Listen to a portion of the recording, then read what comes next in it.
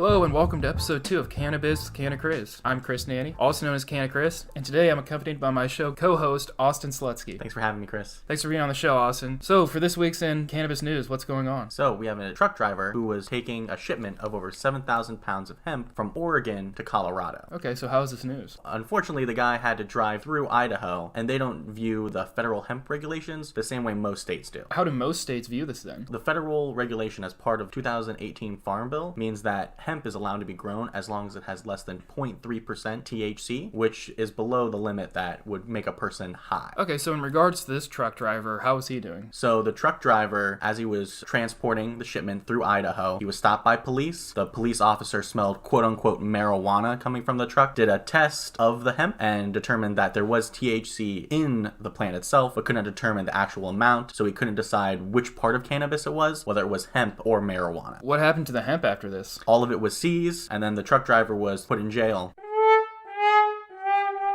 And just unfortunate to see so much hemp being seized like that. Just to go on that note real quick, 7,000 pounds of it, what all can you do with that? So there are tons of uses of hemp. It can be used for everything into food products. It can be used in building materials like hempcrete or to make rope, and you can even use it to make clothing. Do you think you could make, hypothetically, a bathing suit out of hemp? I don't see why you couldn't. Well, I got some good news for you. What do you got for me, Chris? Pack your bags, because we're going to Hawaii in 2021. Why are we going to Hawaii, Chris? So, the Hawaii Senate Committee just approved a recreational bill for adult use cannabis. Okay, that sounds like pretty good news. Yeah, so meaning anyone 21 and above can consume, possess, buy, distribute, all that good stuff, right? So, the Senate President and Senate Majority Leader have both committed to passing this bill in Hawaii. They've made it one of their big priorities for this session. So we're pretty much guaranteed to get adult use cannabis in Hawaii. Well, not necessarily. There is one small speed bump. Isn't there always? So the governor of Hawaii, also a Democrat, has had a history of vetoing cannabis, and recently he's come out and stated that he doesn't want Hawaii to go recreationally because it would violate federal law. But aren't they already violating federal law by having medical cannabis? So that's a bit of a head scratcher in and of itself. It is violating the law of the Controlled Substances Act, regardless if it's medical or recreational. But that's something the governor of Hawaii has yet to reconcile, and I'm sure comment on that part sooner or later. Someone in the media is bound to bring that up. Well, we do have some good news for those who are still in the medical field. So we have two new studies published by the Journal of Pain and the Harm Reduction Journal that took over 1,300 adult cannabis consumers between the two in both the US and Canada, found that over 80% were using medical marijuana as a substitute for the prescribed pharmaceuticals with great effect. Really? So what kind of prescription drugs were they substituting? I mean, we saw everything from opioids to antidepressant, anti-seizure medications, sleeping pills, and even benzodiazepines being replaced with medical marijuana. Wait, so let me just stop you right there. Are you telling me cannabis, the devil's lettuce, has medical value? Yes. After 100 years of discrimination? That's insane. Yes. We finally have some medical proof or some testimonials from people saying that there are beneficial effects. Looking at the study, over 51% of the people felt the cannabis was safer than the pharmaceuticals. 40% said that it had fewer side effects. And we even saw a reduction in alcohol and tobacco use for people that were using medical marijuana. Well, I hope these studies keep continuing. Thanks for that recap of the events that happened this week. And Austin, make sure to pack your bags because we're going to Hawaii still. I mean it.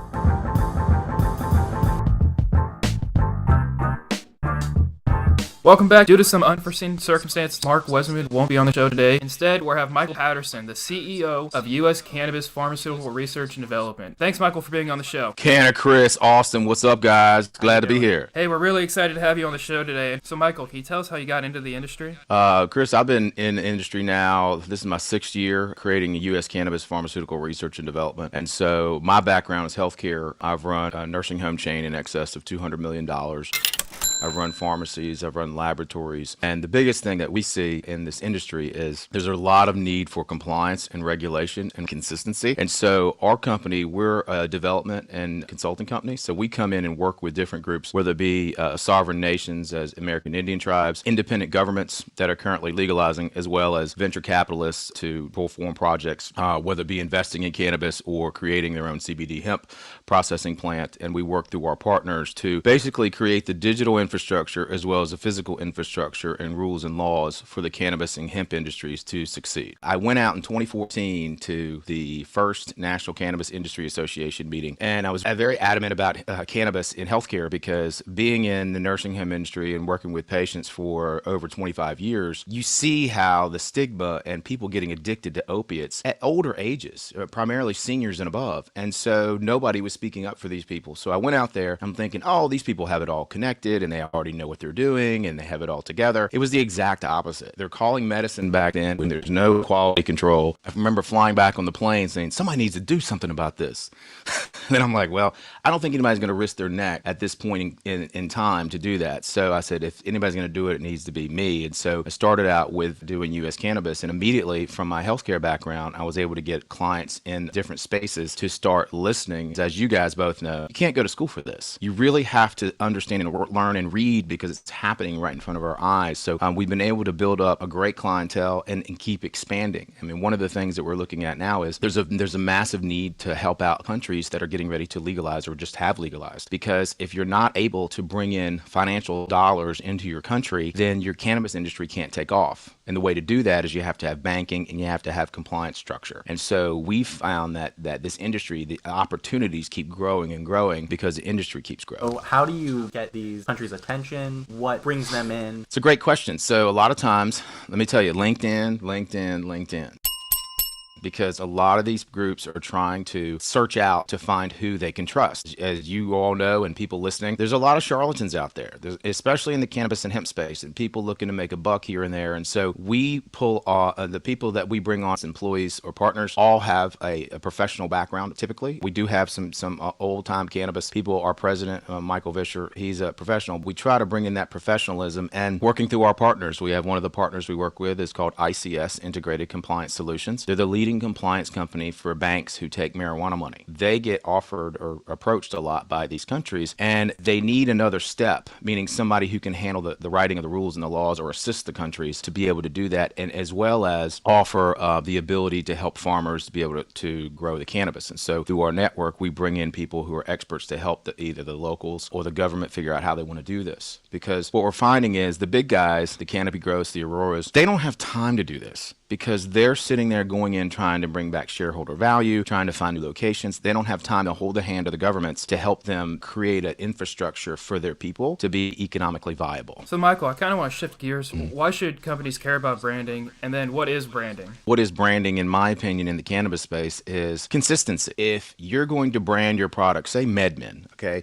MedMen is all over the United States. I think they're in about 12 or 13 states right now. And their brand, in my opinion, is they want to be the Apple of cannabis. So they're doing everything that they can to be able to do that. They're putting in these amazing stores in Manhattan, one in Miami Beach. They're going to build one on Michigan Avenue in Chicago. Of course, they already have many in LA. Their consistent brand is, I want to be like Apple. I want to be the new shiny thing. I think that is a good model. It's more of a recreational model, but I think that's pretty good. The interesting thing is there's really no talk about their product. At the end of the day, you can brand it whatever you want, but you have to have, in my opinion, consistency of product because as our president, Michael Vischer, says, he goes, a good product's going to sell, no matter what you call it. So if you don't have good product, it's not going to sell. So I always tell people from a branding aspect, you have to start with your product, and that's a consistent product, and then move out from there. If you look at their business model, and this is one of the things that we do, is we talk to help venture capital analysts and people looking to invest in companies. We look at all the stuff behind the scenes. So with MedMen, Adam Bierman, the CEO, his background, he was a sports marketing agent in Southern California. And so he's worked his way up to be able to do this. And so it just shows to me that anybody can get into the cannabis space as long as you have, to me, the passion, the persistence, and the drive.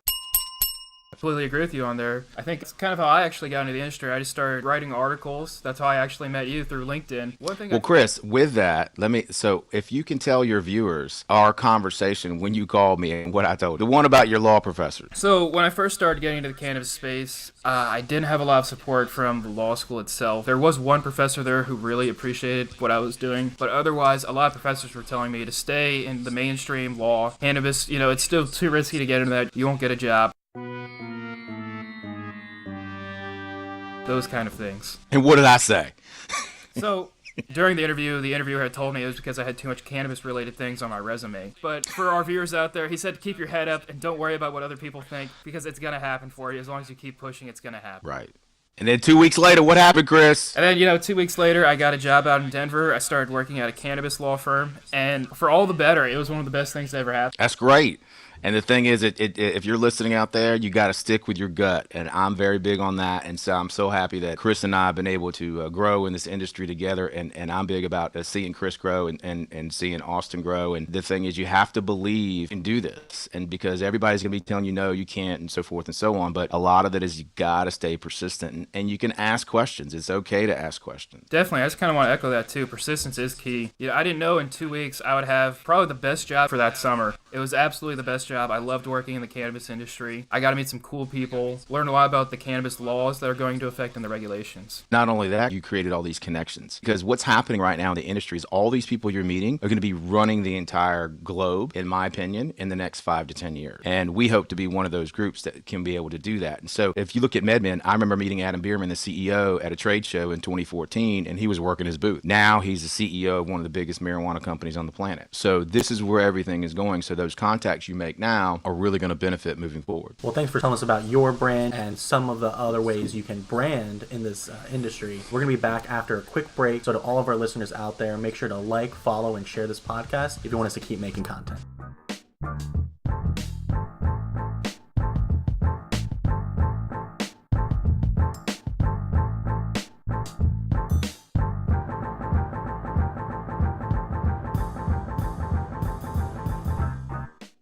Welcome back to CannaBiz with Canna-Chris. I'm Canna-Chris, and today with guest Michael Patterson, the CEO of U.S. Cannabis Pharmaceutical Development and Research. Welcome back, Michael. Thank you. Thank you. Briefly, we've been talking about branding. Can you tell me a few do's and don'ts for branding in the cannabis industry? The big thing with branding is you have to figure out what your model or what your brand is going to stand for 5 to 10 years from now. So a perfect example is there's a company called Starbuds of Denver. And Starbuds is a name that, in my opinion, could never really be a medical brand. It's more of a recreational brand when you're talking about buds. I think when they created it, they were in an environment in Colorado to where it was more of a recreational model. On the East Coast, we know is all more pharmaceutical grade. So that model is, and to me, that name, that branding may have a difficult time in the medical space. So you definitely want to understand where the market is going moving forward. Also, what you want to have is you got to have consistent product, because if you're expanding from state to state, you partner with another grower to be able to use your brand. Or if you're a chocolate infusion manufacturer and you're going to partner with that group, if they don't have the same consistencies, then your product is not going to be the same. So if I'm in Florida and I fly to California and have the same chocolate bar and it tastes like crap and it's from the same brand, then you have problems, because then your brand is not going to be as successful. Because look at McDonald's and look at Target and look at Walmart. Whether you like them or not, they're consistent. They have the same thing at every single place. And so one of the things we see in this industry is that it's so new. People are very skeptical. They're very nervous about it. And so they want that consistency. When they use that product, they want to get the same result every single time. And so that is the biggest thing that I see with branding is it's not just about the physical brand and logo. It's about that consistency of product across state lines and globally. That's a good point. I'm really glad you brought that up. Because, for example, let's say you're driving down the highway, you're going on a road trip. When I see a Wendy's on the road, for example, I know for a fact that that burger is going to taste the same whether it's in Kentucky or Ohio. Consistency is key to having, a consistent base of clientele. When you're worried about, some people aren't really sure how they should use the product. If you're eating an edible and it has, higher percentage of THC, or like you said, doesn't taste good, you could ruin someone's experience and it could have really dramatic effects on your brand or business. Well, and also, Austin, think about this. All these new customers are coming to the cannabis space on a daily basis. So if most people, when they use cannabis for the first time, they go off their first effect. And how many people do you know say, I'll never touch it again because the first time I did it, so-and-so gave me an edible and I freaked out and I was out of control and I didn't like it, so I'll never do it again. So that first experience is critical. And if they use your brand and they like your brand and they get a good effect, they're going to come back because they're scared to experiment. It's kind of like me with alcohol. If I drink one type of beer, I usually don't go to different types of beer because I don't know how it's going to affect me because I can't drink much. So I'm less likely to try other brands. And so I feel cannabis is going to be the same, because as we move forward into this cannabis economy, we're getting more and more seniors, baby baby boomers, and they're less risk takers, and they want that consistency so they can feel comfortable in what they're taking. Yeah, the further we get into this business, I think branding is going to be even more important. And like you said, especially for, the older generation who doesn't really know what to latch on to. So that first experience can be crucial in determining how successful your business could be. And Michael, I just kind of want to shift gears a little bit more specifically now to startup businesses in the cannabis space. Could you give them some advice on how they can brand their businesses in a cost-effective way? Internet. So, as I mentioned earlier about LinkedIn, getting that out there, one of the things I've said on the internet to show what people are using, as we see in this digital economy, more and more people are going to the internet to advertise. I see that as a very cost-effective way. Also, a great way to do it is going to cannabis conferences, health fairs, different types of community events, because you have to push the envelope. So say if you go to a senior fair and you're the only cannabis company there, you're going to get a lot of attention. Once people find out what you're doing, you're going to have 17 cannabis companies there or CBD wellness companies who are there, but it's thinking outside the box, going to your community meetings about different issues, because if they see that you're there and you're part of the community, then you decrease that stigma. And a lot of times I find is if people see who you are and they're like, oh, well, if this person's doing it, then maybe it's going to be okay and I could try it or I can use that product. I mean, from my background in healthcare, I see it all the time. When I started doing this in 2014, I had people who look at me like I was going to attack their children and it was going to be the plague coming. And now those same people are asking for jobs, because now our society is getting to the point where we're able to accept this. We still don't understand it all, but we're realizing there's some really smart people who are getting behind it and it's going to be okay. I think that's a really good point. Just a quick recap on that. Using the internet is probably one of the most cost-effective ways, and then thinking outside the box is going to these fairs, these expos, places you traditionally wouldn't see a cannabis business,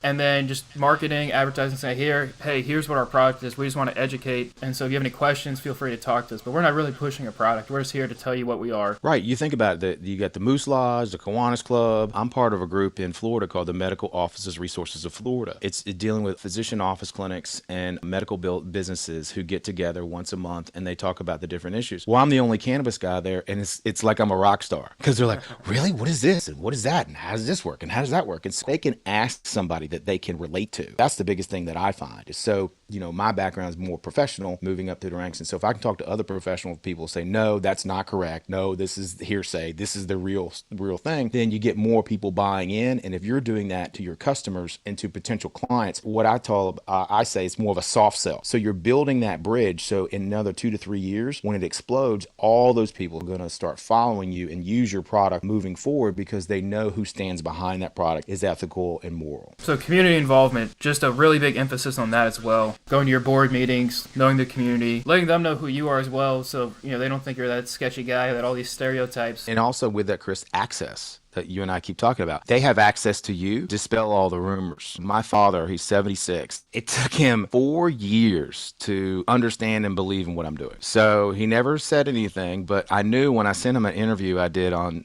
television and he started to critique my interview and make it better, then I knew he was supportive.